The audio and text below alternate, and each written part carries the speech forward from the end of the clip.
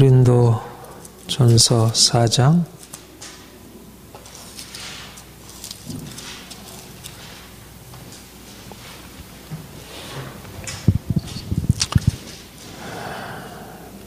우리 5절부터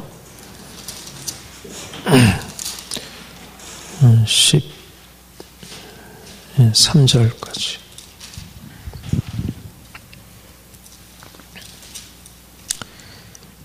함께 봉독하겠습니다. 형제들아, 내가 너희를 위하여 이 일에 너와 아볼로를 들어서 본을 보였으니 이는 너희로 하여금 기록한 말씀 밖으로 넘어가지 말라 한 것을 우리에게 배워서 대적하여 원한 마음을 썩하지 말게 하려 함이라. 누가 너를 남단히 구별하였느냐? 내가 있는 것 중에 받지 아니한 것이 무엇이냐? 내가 받았은즉 어찌하여 받지 아니한 것 같이 자랑하느냐? 너희가 이미 배부르며 이미 풍성하며 우리 없이도 왕 되었도다. 우리가 너희와 함께 왕 노릇하기 위하여 참으로 너희가 왕이 되기를 원하노라. 내가 생각하는데 하나님이 사도인 우리를 죽이기로 작정한 자 같이 끄트머리에 두셨음에 우리가 세계 곧 천사와 사람에게 구경거리가 되었느냐.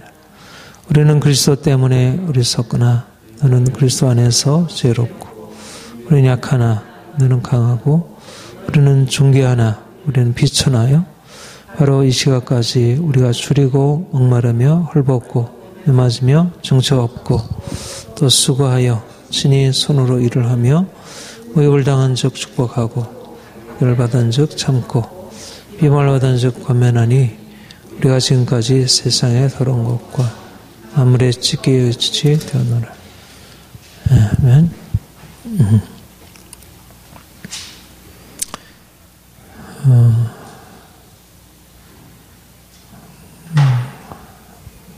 우리 지난주에 사람이 마땅히 우리를 그리스도의 일꾼이요 하나님의 비밀을 맡은 자로 여길지어다. 복음 사역자가 얼마나 놀라운 영광을 지니고 있는지, 하나님의 비밀을 맡은 자.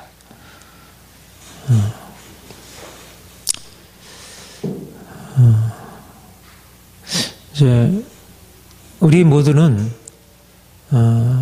이제 하나님의 사랑을 받아서 구원받은 자이면서 또 한편으로는 그 복음을 가지고 사람들을 섬기는 사역자로서의 그런 자신의 어떤 소명을 인식하는 것이 중요하다고 생각을 해요.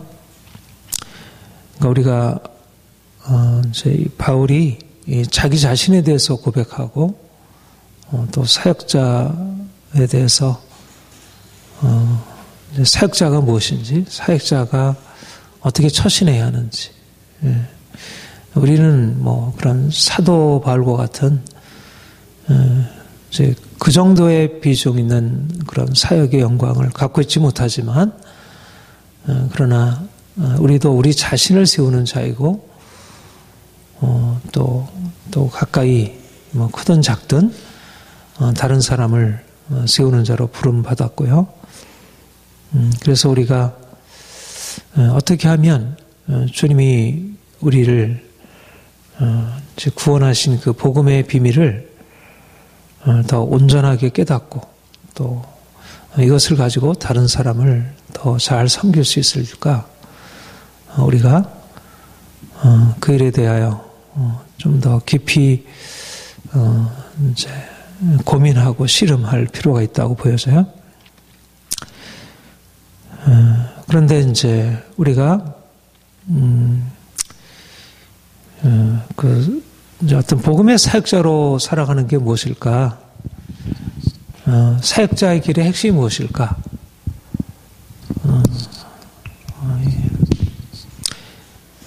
사도 바울이 전하는 사역자들이 전하는 것이 예수님의 십자가, 예수님의 십자가가 하나님의 능력이요 하나님의 지혜다. 십자가의 말씀, 바울의 복음이 십자가의 말씀이 멸망하는 자들에게 미련한 것이요 구원은 이들에게 하나님의 능력이라. 이 십자가의 복음은 하나님의 비밀은 그 비밀의 핵심은 십자가의 말씀입니다. 예수님이 십자가 지셨고 십자가에 달리신 그가 영광, 그가 생명 이시라고 하는 것. 우리가 십자가를 받아들임으로 그의 생명에 들어갈 수 있다는 것. 근데 사역자는 무엇일까? 사역자가 전하는 복음이 십자가 말씀이라면 사역자도 역시 십자가를 경험하고 십자가의 삶, 십자가의 삶을 사는 자. 그러니까 내가 전하는 것도 십자가이지만 사역자 자신이 그러니까 십자가를 내가 전하고 나는 그것과 무관하게 살아가는 것이 아니고 내가 그 십자가를 지고 십자가가 내 삶에서 이루어져서 그 십자가가 능력이고 십자가가 지혜의 힘을 나타내 보이는 것. 이것이 바로 이제 사역이라는 것입니다. 그러니까 이 두 가지 의미, 오직 십자가의 복음만을 전했다는 것과 내가 십자가의 길을 갔다는 것. 이게 이제 바울이 복음의 사역자로서 그가 이제 살아간 삶의 모습이라 할 수 있어요. 그런데 이제 오늘 이제 이것을 사역자의 길이 십자가의 길이라고 하는 것을 이제 얘기하려고 하는데,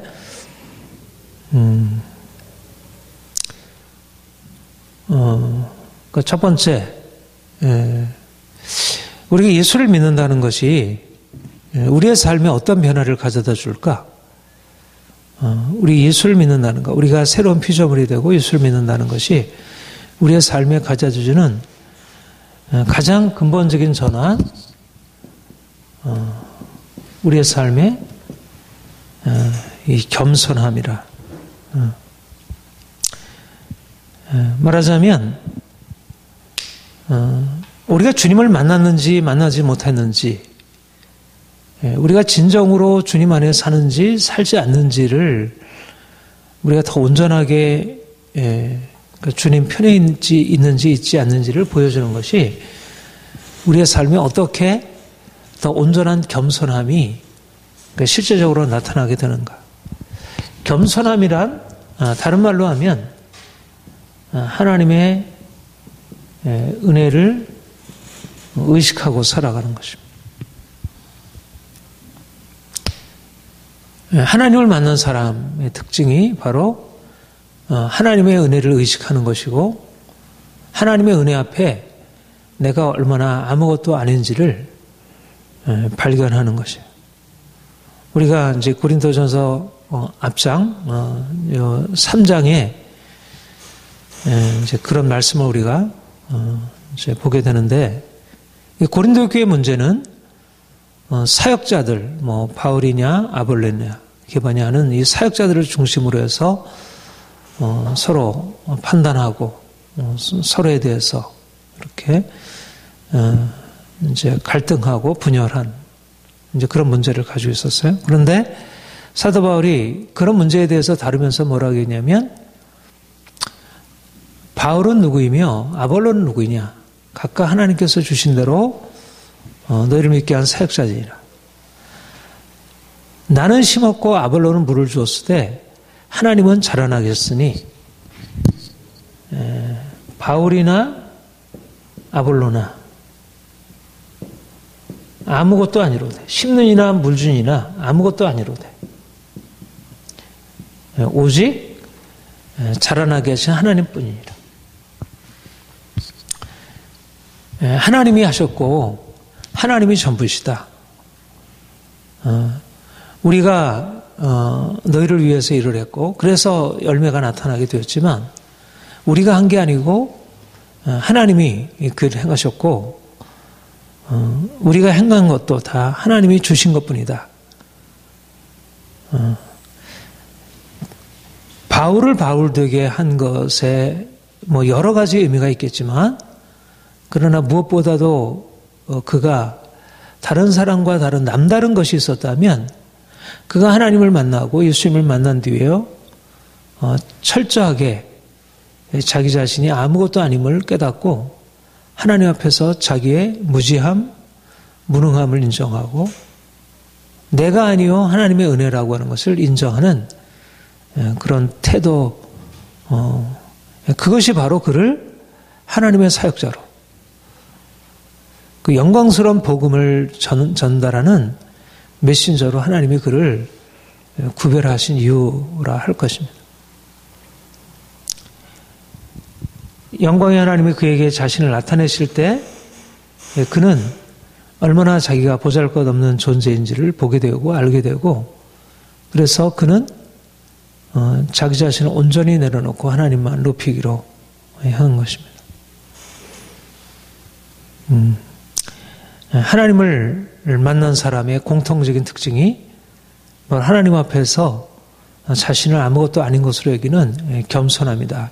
이렇게 제임스 패커가 하나님을 아는 지식이라는 책에서 얘기를 했습니다. 우리가 하나님을 만나면서 그리스도를 만나고 우리가 진흙이고 우리가 피조물이고 우리 스스로에게서는 아무것도 날 수 없다는 것. 이제까지 우리가 높이고 행하던 모든 것은 사실 아무것도 아니라는 것. 우리 하나님이 영광을 받으셔야 한다는 것. 이게 바로 하나님을 알게 됨으로써 열려지는 그러니까 내가 아무것도 아니라고 하는 것을 아는 이 겸손함, 이 깨달음은 그러니까 뭘 말하고 있느냐면 하나님의 크심, 하나님의 위대하심, 하나님의 광대하심, 그의 전능하심, 그의 지혜, 그의 영광. 겸손함이라고 하는 것은 왜 겸손함이냐면 그 겸손한 비어있는 거기에 하나님 자신이 그 크신 하나님이 자기 자신을 나타내시고 그분을 알게 하시는 것입니다. 그러니까 하나님이 우리에게 계시다는 것, 우리가 하나님과 함께 있다는 것의 증거는 내가 얼마나 무능하고 무지하고 비천한 존재인지를 발견하고 그래서 그 하나님이 우리의 삶의 전부가 되도록 그렇게 그런 인식의 전환이 있는 것이에요. 그런데 이제 여기 보면 그 고린도 교회 그러니까 바울은 자기 자신에 대해서 이렇게 아무것도 아님을 이렇게 느낄 수 있었는데 그 6절에 보면 나와 아볼로를 들어서 본을 보였노니 이는 너희로 하여금 기록한 말씀 밖으로 넘어가지 않은 것을 우리에게 배워 서로 대적하여 교만한 마음을 가지지 말게 하려 함이라. 우리 7절 같이 읽을까? 시작. 누가 너희를 남달리 구별하였느냐? 내게 있는 것 중에 받지 아니한 것이 무엇이냐? 내가 받았은즉 어찌하여 받지 아니한 것이 자랑하느냐? 그러니까 고린도 교회 성도들이 이렇게 서로 다투고 분열하게 된 이유가 무엇일까? 바로 그들의 마음의 교만함 때문에 기록한 말씀을 넘어서서 그들은 하나님 앞에서 자기 자신의 부족함을 발견하기보다도 자기 스스로를 옳다 여기고 자기 스스로를 옳다 여기고 그러니까 하나님이 안 보이게 되면 결국 내 자신의 옳음이 드러나게 되고 내가 나를 주장하게 되고 상대방을 무시하게 되고 상대방을 판단하게 되고 서로 대적하게 되고 서로 싸우게 되고 우리가 물론 때때로 진리를 위해서 싸워야 할 때가 있지만 하나님 때문에 하나님의 이름으로 하나님의 영광을 위하여 싸울 때가 있지만 그러나 대부분의 싸움, 대부분의 분쟁, 대부분의 갈등이 어디에서 비롯되냐면 결국은 자기 자신이 주인이 되고 자기 자신을 옳다 여기고 자기 자신이 가지고 있는 확신 그것을 절대화하게 되면서 그래서 다른 사람을 누리게 되고 그래서 하나님이 주신 권위를 부정하게 되고 그러니까 하나님을 만나지 못하게 되면 결국 다른 사람에 대하여 교만하게 되고 서로 싸우게 되는 것입니다. 여기 뭐라 그랬냐면 너희가 내게 있는 것 중에 받지 아니한 것이 무엇이냐 받았은즉 어찌 받지 아니한 것까지 자랑하느냐. 내게 난 게 아니고 내가 받은 건데 하나님이 주신 것인데 또 바울이나 아볼로와 같은 사역자들을 통해서 받은 것인데 그런데 마치 스스로 자기에게서 비롯된 것이냐 그렇게 자기를 높이고 자랑한 것입니다. 바울은 3장 5절에 그렇게 얘기를 하죠. 그런즉 아볼로는 무엇이며 바울은 무엇이냐 그들은 주께서 각각 주신 대로 너희로 하여금 믿게 한 사역자들아. 바울이나 아볼로가 다른 이들을 위해서 섬기고 사역했지만 그러나 바울은 내게서 난 것이 아니고 이것이 하나님이 내게 주신 걸 가지고 내가 청지기로서 감당을 하는 것이다. 이것이 바로 능력의 원천이고 만약 우리 자신이 우리가 공급원이 된다면 우리가 모든 것을 스스로 행하게 된다면 우리는 얼마나 가난하고 우리가 얼마나 우리가 가지고 있는 것이 제한이 되어 있어요. 그러니까 교만한 자들은 자기 자신이 모든 것의 원천이라고 생각하고 행하는 사람들은 결국은 자신이 가지고 있는 것이 결국은 제한되어 있다는 것을 깨달을 수밖에 없게 되고 말하자면 그 교만이 하나님의 부요하심 말하자면 우리는 하나님이 원천이시고 그가 최고선이시고 우리는 받는 자이고 그의 주심 그의 은혜 그러니까 이것이 기본적으로 왜 우리가 교만을 버리고 우리가 겸손히 낮아야 되냐면 우리가 낮아져서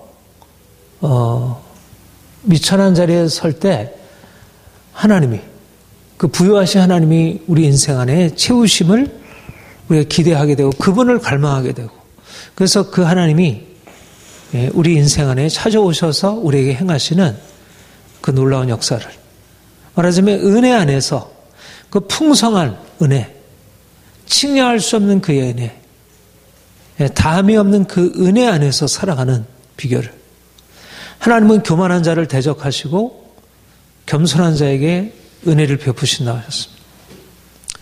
교만은 패망의 선복이나 겸손함은 존귀의 앞장이니라. 왜 하나님은 하나님의 가장 싫어하시는 것은 스스로 자기 스스로 옳다고 여기고 높아지는 처음에 은혜를 받아서 처음에 겸손한 마음으로 은혜를 받아서 이렇게 부욕해 된 자들이 그런데 나중에는 자신이 가지고 있는 것을 스스로 자랑하고 높임으로 하나님의 은혜를 잊어버리게 되고 그래서 결국은 나중에 받았던 것들을 다 빼앗기게 되는 그런 비참한 말로를 맞이하는 경우를 너무나 많이 봅니다. 대표적인 것이 사울이 그러하잖아요. 그가 겸손했을 때 그가 하나님의 은혜를 받아서 왕이 되었지만 그가 나중에 교만해짐으로 스스로 높아지려고 하고 자기의 지위가 위협당하는 것을 어떻게든지 자기 스스로 지켜보려고 하고 그러니까 내가 내 자신을 지키려고 한다고 해서 지킬 수 있는 게 아니고 하나님이 그 자리를 걷어가시면 그 자리를 지킬 수 없는 것이고 내가 겸손하게 낮아지면 하나님이 높이시는 것입니다. 내가 너를 낮추면 그가 너를 높이시리라. 이게 중요한 원리입니다. 십자가의 원리가 뭐냐면 우리가 은혜로 시작하고 우리가 낮은 자리에서 내가 죄인이라는 자리에서 은혜로 시작했고 그리고 계속 그 은혜 안에서 하나님의 크심을 높여드리고 10년이나 물주년이나 아무것도 아니로되 나는 아무것도 아닙니다라고 하는 그런 겸손함으로 고백하고 날마다 자기를 낮추고 우리 안에 일어나는 이 끊임없는 이 교만, 내가 스스로 된 것이냐 스스로 높이는 너희가 이미 배부르며 이미 풍성하며 우리 없이도 왕노릇하였도다. 자신이 받은 것임에도 불구하고 마치 스스로 된 것이냐. 많은 사람들이 하나님께 받은 것을 가지고 하나님을 대적하는 것입니다. 오늘날 그러하잖아요. 오늘날 현대의 문제가 이 자율성입니다. 하나님 없이 왕노릇하는 것입니다. 권위 아래 서지 않고 권위를 부정하는 것이야말로 자유의 핵심 원리라고 생각합니다. 그동안에 너무 많은 권위가 부정적으로 사람들을 눌러왔기 때문에 사실은 모더니즘도 그렇고 포스트 모더니즘도 그렇고 핵심은 뭐냐면 권위에 대한 부정했습니다. 조금 전에도 그 포스트 모더니즘에 속하는 그런 철학 책을 읽었는데 그러니까 더 이상 내 위에 있는 권위, 초월적인 권위를 인정하지 않으려고 하는 것입니다. 사실 우리가 가지고 있는 자유, 우리가 가지고 있는 평안, 우리가 가지고 있는 생명 다 위로부터 주어진 것인데 근데 주어진 것에 감사할 줄 모르고 물론 이제 사람의 권위라고 하는 것이 죽어서 억압을 하죠. 부모도 그렇고 국가 옛날에 왕들도 그렇고 지금 통치자들도 주는 것 이상으로 또 억압을 하는 일이 너무 비질비재하니까 주는 것, 우리의 독립성을 오히려 해치는 것이라 여기고 받지 않으려고 하고 또 따르려고 하지 않습니다. 이게 이제 오늘날 이 시대가 가지고 있는 말하자면 인생이 우리에게 주어진 자연, 우리의 모든 게 사실 다 받은 것인데 근데 받은 것을 인정하지 않으려고 하는 거예요. 그리고 마치 그 모든 것이 자기로부터 난 것이냐. 내가 스스로 결정하고 스스로 행위라고 하는 이 두 가지가 잘 필요한데 이 두 가지가 참 지혜인데 기본적으로 우리 기독교 신앙의 기본적인 자세는 하나님이 주시고 그에게 모든 절대적인 주권이 있고 우리가 가지고 있는 것은 상대적인 주권인 것입니다. 우리가 스스로 결정할 수 있는 게 아니라 그야말로 받은 것을 가지고 우리가 서는 것이지 내가 절대적으로 자유로운 존재가 아니고 하나님만이 자유로우신 존재고 그분이 우리에게 주신 것을 가지고 우리는 2차적으로 우리가 스스로 결정하는 것이죠. 그런데 오늘날 사람들은 마치 인간이 스스로 자신의 지혜를 가지고 무엇을 만들어낼 수 있는 것이냐? 이것이 바로 오늘날 이제 어리석음이고, 오늘날 이 시대를 살아가면서 우리가 경계해야 할 세상의 잘못된 철학입니다. 가장 중요한 지혜는 하나님의 은혜 안에서 자유한 것이고, 하나님께 복종함으로 자유를 누리는 것입니다. 자유는 중요한 가치이지만 자유만큼 중요한 가치는 없지만 그러나 진정한 자유는 받는 데서 오고 복종하는 데서 옵니다. 하나님으로부터 자유하게 되려고 하면 하나님은 우리에게 주실 필요도 없고 우리를 무엇인가 요구해서는 안 된다. 그런 인간의 잘못된 생각은 인간을 결국 파멸해로 인도하는 것입니다. 하나님이 우리의 왕이시고 그가 우리의 주가 되시고 우리가 그가 주시는 것을 받아 누리고 그래서 그분께 돌려드리고 그러니까 우리가 그분께 받음으로 또 그분께 돌려드리는 것이죠. 이게 하나님께 영광을 돌린다. 오직 하나님의 영광을 위하여 내가 주님께 받은 것으로 최선을 다해서 하나님을 높여드리고 하나님을 영광 돌리는 것. 이 순환. 그러니까 우리에게는 세상에는 이 위가 사라져버린 거죠. 위가. 하늘과 땅, 이 위와 아래가 사라져버리고 이게 폐기가 돼버린 거예요. 이게 막스가 한 일이고 이게 프로이드가 한 일이고 이게 니체가 한 일이고 인간이 하늘로부터 주어진 것인데 하늘이 원천인데 이 원천을 폐기해버리고 보이는 것, 보이지 않는 이 원천이 살아있어야 그래야 이 보이는 것이 풍성한데 하늘이 닫혀버리면 결국은 이 땅은 황무케 되고 공곡해 되는 것이죠. 그러니까 우리의 삶이 풍성케 되려면 우리의 삶에 정말 진정한 풍성함이 있으려면 우리가 하늘을 향해 열려져 있어야 하고 우리가 가지고 있는 스스로 하려고 하는 이 끊임없는 이 잘못된 의미의 자율성, 이 잘못된 자유의 추구가 이게 깨어져야. 그래서 우리가 오늘날 이 시대를 이 시대도 하나님이 주신 것이죠. 어떻게 보면 이 자유를 추구하는 것도 어떤 의미에서는 하나님이 주신 선물 중에 하나이긴 하지만, 그러나, 하나님을 부정하고 또 하나님께 받았다는 사실을 인정하지 않는 이 교만함, 이 오늘날 이 사람들이 가지고 있는 이 잘못된 생각, 이 거짓말, 그것이 온전하게 깨지지 않으면 진정한 자유가 있을 수 없다는 것입니다. 그리고 우리 9절 9절 같이 읽어보죠. 시작. 내가 생각한데 하나님이 사도인 우리를 죽이기로 작정한 자 같이 우리는 세상 곧 전사와 사람에게 구경거리가 되는. 예.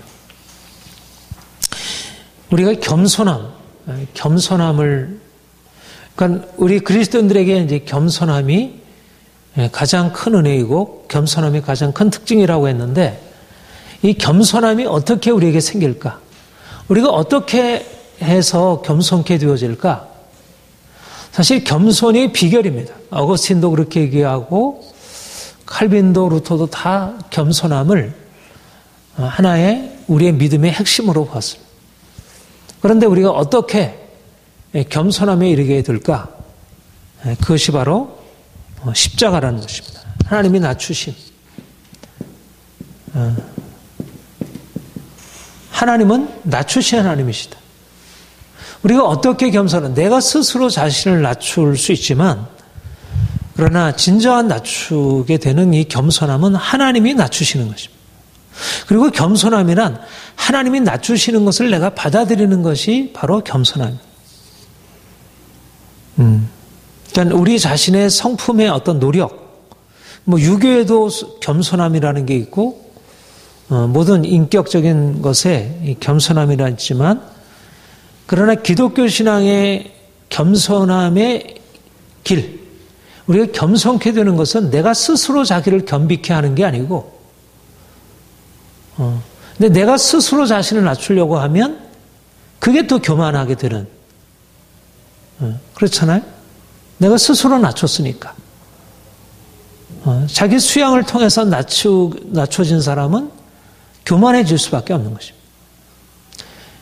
그런데 하나님이 우리 그리스도인들을 은혜로 인도하시기 위해서 우리를 겸손케 하실 때 하나님이 직접 우리를 낮추시는 것입니다. 이게 뭐냐면 십자가의 경험이에요. 십자가.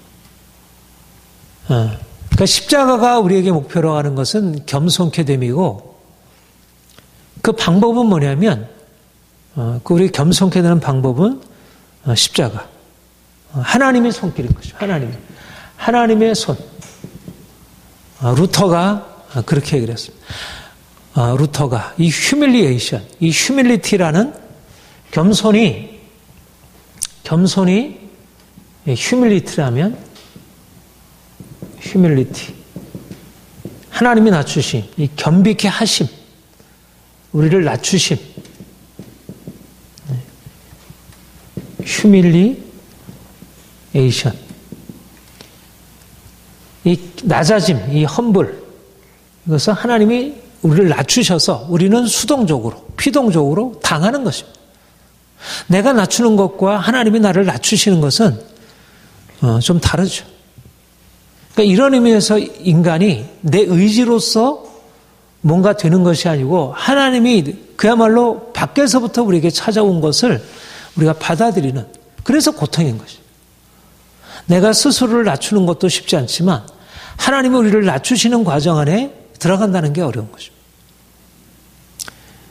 우리가 잘 아는 신명기 8장에서 이제 그렇게 얘기를 하죠. 하나님이 내가 너희를 광야로 인도하신 것은 너희를 낮추고 너희를 줄이게 하고 너희를 광야로 인도하신 것은 내가 한 일이다. 내가 목적을 가지고 사람이 떡으로만 사는 것이 아니고 하나님의 입으로 나오는 모든 말씀으로 사는 것을 알게 하기 위해서 내가 너희를 광야로 인도하여 너를 낮추었다. 하나님이 낮추시는 것입니다. 그러니까 실제적으로 사도 바울이 당하는 일은 뭡니까? 사람들에 의해서 낮춰지는 거예요. 사람들이 공격하는 거예요. 사람들이 핍박하는 거예요. 사람들이 오해하는 거예요. 사람들이 옥에 가두는 거예요. 사람들에 의해서 매를 맞는 거예요. 나타나는 것은 사람들이 하는 일입니다. 사람들에 의해서 낮춰지고 사람들에 의해서 공경을 당하는 것입니다. 여기서 사도 바울이 하나님이 우리를 사도 바울이 우리를 죽이기로 작정한 것이 끄트머리에 들여서 사람들에게 구경거리가 되었다. 헐벗고 목마르고 매맞고 정처 없고 이런 일들은 다 사람들에 의해서 되어지는 그런데 사도 바울은 거기서 무엇을 보는 거예요? 하나님의 손길을 보는 거죠. 사람들의 핍박, 그로 인한 고난, 여기서 하나님의 손을 보는 것입니다. 하나님에서. 중요한 것은 현실적으로 주어지는 모든 고난의 상황 속에서 하나님이 행하시고 있는 것을 보는 거예요. 나의 가난, 사람들의 오해, 이러저러한 상처.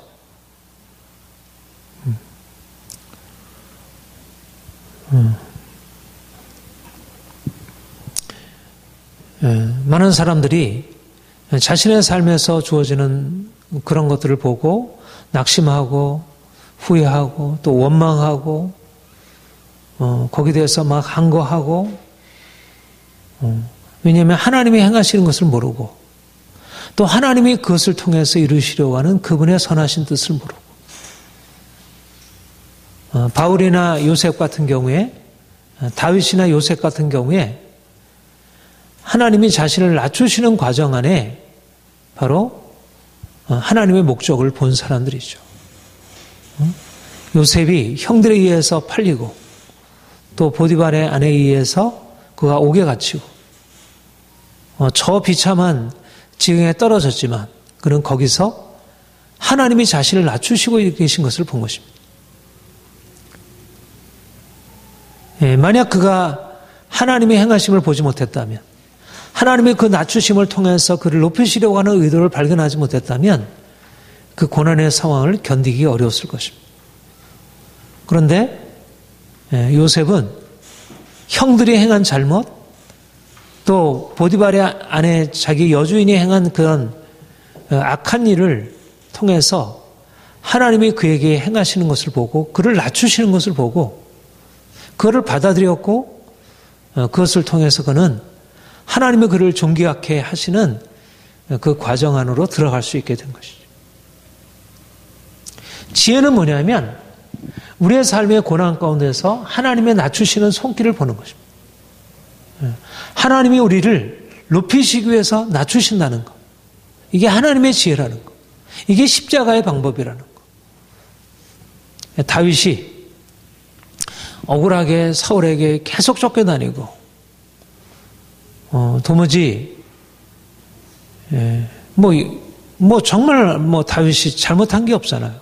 다윗이 한 일이랑 결국 나라를 살린 일이고 백성들이 그를 이렇게 존경하고 흠모했던 그래서 자신의 정권에 위협이 됐긴 했지만 그가 직접적으로 뭐 반항한 일도 없고, 그런데도 사울은 그렇게 그를 쫓아다니면서 죽이려고 했고, 그러나 다윗은 그렇게 비천하게 되고 그가 낮춰지고 그렇게 억울하게 고난을 당하지만 그 가운데서 그는 원망하거나 그 상황에서 분노하거나 그것을 갚으려고 하거나 어떤 자기의 정당성을 위해서 무엇인가 행하려고 하기보다도 하나님이 이 일을 행하시고 있다, 하나님이 나를 이렇게 낮추시고 있다, 그의 일관된 자세는 그가 자신이 낮춰지는 상황 속에서 하나님의 손길을 보고 하나님의 행하실 것을 본 것입니다. 이 목적이 뭐예요? 하나님이 이렇게 낮추시는 것의 목적이 뭐예요? 하나님이 이걸 통해서 높이시는 것입니다. 높이시는. 하나님의 궁극적인 목적은 이런 낮추심을 통해서 만약 사람이 한 일이라면 하나님이 보호해 주셔야지. 핍박받는 거기서 그 지켜주셔야지. 왜 사람들의 손에 넘겨지게 하겠습니까? 근데 하나님이 낮추셔서 그를 그 목적을 가지고 그를 하나님이 하신 일이기 때문에 의미가 있는 거죠. 사람이 한 일이라면 우리가 그것을 막아서야 하지만 하나님의 목적을 가지고 행한 일이라면 그것을 받아들이고 하나님께 자신을 맡겨드리는 거죠. 예수님의 십자가가 바로 그러한 것입니다. 억울하게 그가 저 십자가까지 낮춰졌지만 그 십자가의 그 처참한 부끄러움과 공경으로 낮추셨지만 예수님은 그를 높이신 하나님, 그를 만왕의 왕 만주의 주로 높이신 하나님을 바라봄으로 그것을 기꺼이 감내할 수 있었던 것이죠. 사도 바울이 하나님의 사도인 우리를 죽이기로 작정한 것이 끄트머리에 두셔서 하나님이 하셨다는 것입니다. 사도인 우리를, 영광스러운 사도인 우리를 왜 그렇게 하셨습니까? 하나님이 하필이면 너무나 많은 사람들이 있는데 왜 영광스러운 사도의 직분을 주시고 그에게 그런 일을 행하실까? 바로 여기에 십자가와 부활의 비밀이 있다는 것입니다. 그가 안 것은 바로 십자가와 부활이 이렇게 자기에게 나타나고 있다고 하는 것. 끄트머리에 처해야, 그래야 제 첫 번째 자리에 이르게 되고 내가 밑바닥에 낮아져야 하늘 영광에 오르게 된다는 것.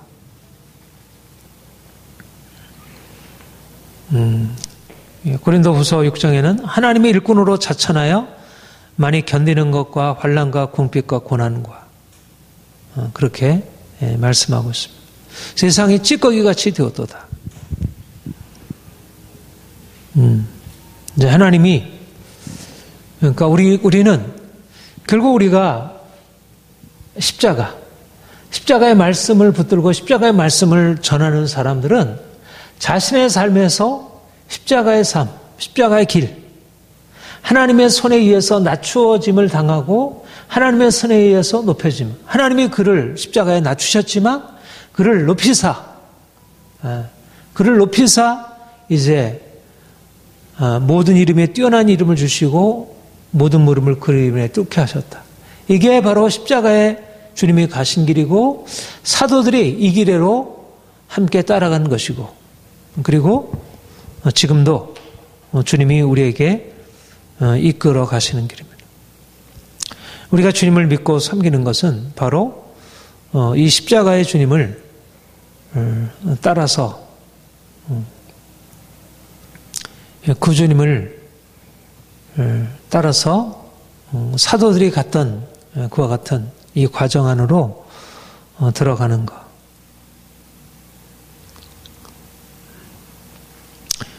우리가 낮아짐으로 주님이 우리 안에 높아지시고, 우리가 약해짐으로 주님이 우리 안에 강해지시고,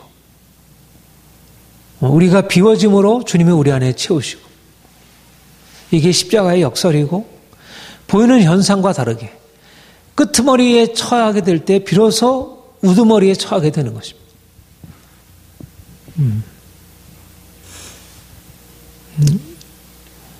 이거는 복음의 핵심이고 사도가 간 길이고 모든 성도들이 함께 가는 길입니다. 우리 10절부터 13절까지 다시 한번 읽어봅시다. 시작. 우리는 그리스도 때문에 어리석으나 너희는 그리스도 안에서 죄롭고 우리는 약하나 너희는 강하고 너희는 존귀하나 우리는 비천하여 바로 이 시각까지 우리가 줄이고 목마르고 헐벗고 메마지며 정처 없고 우선 것까지요. 여기 보면 우리는 어리석은다 너희는 지혜롭고 우리는 약하지만 너희는 강하고 너희는 존귀하나 우리는 비천하고 그래서 줄이고 목마르고 헐벗고 메마르고 정처 없고. 왜 성도들은 지혜롭고 성도들은 강하고 성도들은 존귀한데 우리는 왜 어리석고 약하고 비천하다 그렇게 말하고 있을까? 무슨 차이가 있을까요? 말하자면 십자가라고 하는 게 그러니까 성도들과 사도들의 차이는 둘 다 십자가를 경험하고 살아가는 사람들이지만 사도들의 경우에는 말하자면 더 이들에게는 하나님의 영광과 그 생명이 더 온전히 나타나는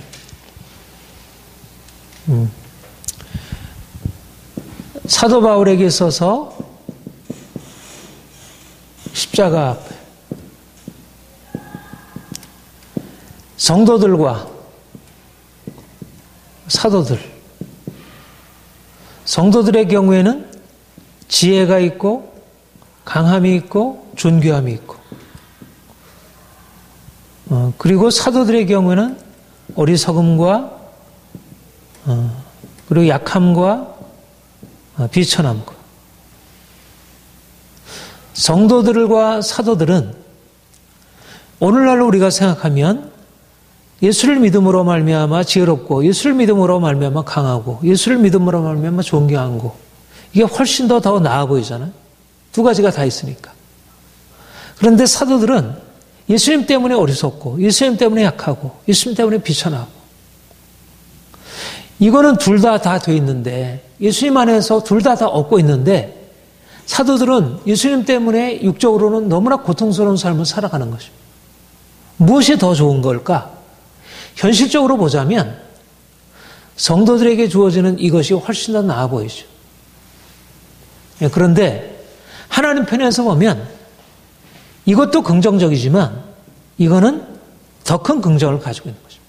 오히려 거꾸로 성도들의 삶은 이쪽 저쪽 영과 육이 다 아름답고 온전해 보이지만 그러나 하나님이 더 크게 여기시고 더 높이 보이시는 것은 사도들의 삶이 훨씬 더 존귀하고 영광스러운 것입니다. 사도들에게 더 큰 영광을 주시는 것입니다. 사도들에게 주어진 것은 이 땅에서 사람들로부터 인정받지 못하고 어리석고 보이고 약해 보이고 비천해 보이고 하지만 이들에게는 보이지 아니하는 영광이 나타나 있는 것입니다. 말하자면 이 어리석고 약하고 비천한 것 안에 무엇이 작용하고 있냐면 하나님의 영광이 여기서 작용하고 있는 것입니다. 물론 이 안에도 하나님의 은혜가 작용하고 있지만 이보다 오히려 더 큰 고난의 삶 가운데서 하나님의 역사가 더 나타나게 된다는 거예요. 이거는 고린도후서 4장 11절 12절에도 비슷한 말씀을 하고 있습니다. 그러니까 많은 사람들이 우리는 사실 어떤 목표를 가져야 했냐면 고난이 없는 이러한 주님 안에서의 평안함보다 오히려 고난을 감내하면서 하나님의 영광으로 나아가는 구약적인 이 땅에서 복을 누리는 삶보다 오히려 신약적으로 예술 때문에 더 약해지고 고난받는 일부러 우리가 금욕적으로 하나님 주신 것을 이렇게 부정하는 것은 아니지만 그러나 주님 때문에 약하고 주님 때문에 어리석고 주님 때문에 비천하게 되는 것을 부끄러워하거나 그것을 싫어하거나 그것을 뒤로 하는 것이 아니고 오히려 그것을 적극적으로 받아들이고 그 안으로 들어가는 것입니다. 말하자면 어디가 더 오리지널하게 주의 십자가의 영광을 드러내 주냐면 바로 사도들의 삶 가운데서 더 온전한 그러니까 오늘날 사실 이 사도들, 예수님의 십자가를 짊어지고 주님을 따라갔던 이 사도들의 삶은 아예 이거는 뭐 이렇게 고려조차가 되지 않는, 옛날에는 순교자의 영광이 최고의 영광이라 바로 이런 것입니다. 일반 사람들은 순교자의 영광을 갖지 못하는 거예요. 적어도 뭐 모든 사람들에게 이와 같은 사도적인 이런 고난의 길을 가도록 그렇게 하나님이 행하시진 않죠. 그런데 분명한 사실이 뭐냐면 이것이 성도들이 가지고 있는 이런 삶보다 사도들의 삶이 훨씬 더 영광스럽다고 하는 사실, 그것은 분명히 그 우선순위, 그 가치 평가는 분명히 나타나야 하는 것입니다. 그런 면에서 보면 오늘날 이 시대가 가지고 있는 어떤 그 믿음의 방향성, 현실적으로 복을 받고 현실적으로 이 삶에서 잘 되기만을 바라고 정말 보이지 않는 영광을 위하여 고난받는 것에 대해 인정하지 않으려면 이 시대의 방향성은 정말 복음과 너무 다른 것을 보게 됩니다. 우리 12절, 13절 우리 같이 보겠습니다. 시작. 또 수고하여 친히 손으로 일을 하며 모욕을 당한 즉 축복하고 박해를 당한 즉 참고 벼망을 당한 즉 권면하니 우리가 지금까지 세상의 더러운 것과 만물의 찌꺼기 같이. 그러니까 바울은 자기 자신이 당하는 고난 안에 그냥 만물의 찌꺼기, 내가 예수님을 믿는데도 이런 고통을 당하고 있나 이렇게 바라보지 않고 오히려 그것을 적극적인, 오히려 하나님의 영광으로 나아가는, 하나님의 영광이 내게 비춰지는 것으로 보았기 때문에 그는 그 가운데서 낙심하거나 두려워하지 아니하고 오히려 적극적으로 그것을 받아들인 것입니다. 모욕을 당한 즉 축복하고 박해를 받은 즉 참고 비방을 받은 즉 권면하니, 소극적으로 받아들인 것이 아니라 적극적으로, 말하자면 사도 바울은 그 안에서 어리석고 약하고 비천한 가운데서 강한 자로, 그는 지혜로운 자로, 그는 존귀한 자로, 그 안에 말하자면 그가 날마다 십자가의 죽음에 넘겼지만 그 안에 부활의 생명이, 오히려 그 안에서 보통 일반 평신도들은, 일반 성도들의 경우에는 그런 고난이 왔으면 자신들이 가지고 있는 그것들을 다 잃어버리겠지만 오히려 사도의 경우는 하나님께서 주신 은혜를 따라서 부활의 생명으로 그가 비천하게 되지만, 그러나 비천하게 되는 데서 그가 낮아진 것이 아니라 오히려 모욕을 당한 즉 축복하고 박해를 받은 즉 참고 비방을 즉 권면하니 사방으로 오겨쌈을 당해도 쌓이지 아니하고 그가 날마다 예수진 것을 몸에 짊어지지만 그러나 그는 그 안에서 더 풍성한 생명을 나타낼 수 있었던 것입니다. 그러니까 실제적으로 사도 바울의 삶 가운데는 겉으로 볼 때는 겉사람은 후패하지만 속사람은 날마다 새롭도다. 그가 겉으로 볼 때는 사람들에 비해서 너무 이렇게 형편없는 삶을 살아가는 것 같았어도 그 안에 예수의 생명을 드러낼 수 있었음을 봅니다. 이것이 바로 하나님이 바울에게 행한 일이고 사역자에게 행하는 일입니다. 사역자의 길은 하나님의 비밀을 맡은 자로서 비밀을 남김없이 온전하게 증거하는 일입니다.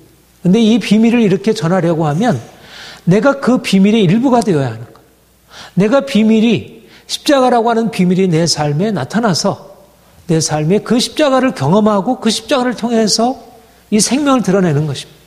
그래야 비로소 다른 사람들에게 생명을 전해줄 수 있고 많은 사람들을 고통에서 살려낼 수 있고, 그러니까 고난이 적은 게 축복이 아니고 오히려 고난이 많지만 그 고난 한가운데서 주님의 생명을 경험하는 것이 축복이라는 것을 나타내 주는 것을 봅니다. 오히려 사역자들의 경우에 우리가 주님의 사역자로서 살아가는 데 있어서 고난은 생명을 나타내기 위한 기회이고 하나님의 영광이 우리에게 나타나고 있음을 말씀하는 것입니다. 다른 사람들에게는 좀 더 풍성한 생명을 주고 내게는 고난을 받아들이고 부모가 그렇게 하죠. 부모가 자기 자신은 고난을 감수하고 그리고 자녀들에게는 가능하면 좋은 것을 주려고 하고 그래서 자녀들도 나중에는 성장해서 부모의 길을 닮아가는 것이고 성도들도 처음에는 이 길을 가지만 그러나 좀 더 그들이 성숙하게 되면 어리석게 되는 것, 그들이 약하게 되는 것, 비천하게 되는 것을 받아들이는 이 사도적인 좀 더 성숙한 성장하는 길로 나아가는 것입니다. 이게 주님이 우리를 이끌어 가시나요? 우리가 처음부터 고난의 길로 바로 우리를 인도하시진 않지만 주님이 우리를 궁극적으로 그 영광으로 이끌어 가시는 것이 그분의 목표라고 하실 때 우리를 반드시 고난의 과정으로 인도하신다는 것. 이것이 영적인 생명이 드러나는 비결이고 오늘날 교회 안에 드러나야 할 생명의 모습이라 여겨집니다. 주님이 우리에게 십자가의 길을 가르치셨고 또 그 길을 가도록 계속 말씀하시고 있는데 더 온전하게 우리의 교만한 마음 더 낮아지고 또 주님이 우리를 낮추시는 과정을 우리가 겸비하게 받아들이고 그래서 정말 우리가 약함으로 강해지는 비결, 우리가 어리석게 됨으로 지혜롭게 되는 그 비결, 우리가 비천해짐으로 영광스럽게 되는 그 비결, 거기에 참여하기를 소망하고 이제 그렇게 되어짐으로 비로소 세상을 변화시킬 수 있는 것입니다.